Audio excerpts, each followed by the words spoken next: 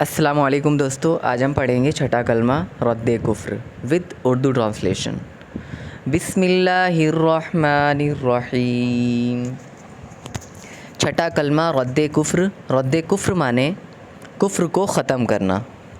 اللہم انی اعوذ بک من ان اشرک بک شیئا وَأَنَا أَعْلَمُ بِهِ وَأَسْتَغْفِرُكَ لِمَا لَا أَعْلَمُ بِهِ تُبْتُ عَنْهُ وَتَبَرَّأْتُ مِنَ الْكُفْرِ وَالشِّرْكِ وَالْكِذْبِ وَالْغِيبَةِ وَالْبِدْعَةِ وَالنَّمِيمَةِ وَالْفَوَاحِشِ وَالْبُهْتَانِ وَالْمَعَاصِي كُلِّهَا وَأَسْلَمْتُ وَأَقُولُ لَا إِلَٰهَ إِلَّا اللَّهُ مُحَمَّدٌ رَّسُولُ اللَّہ۔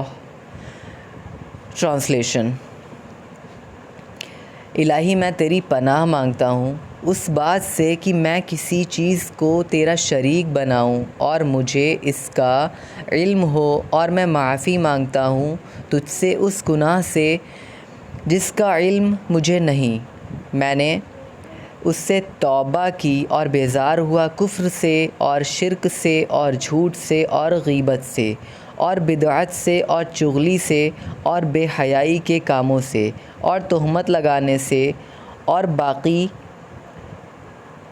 باقی ہر قسم کی نافرمانیوں سے، اور میں ایمان لایا اور کہتا ہوں کہ اللہ کے سوا کوئی معبود نہیں اور حضرت محمد صلی اللہ علیہ وسلم اللہ کے رسول ہیں۔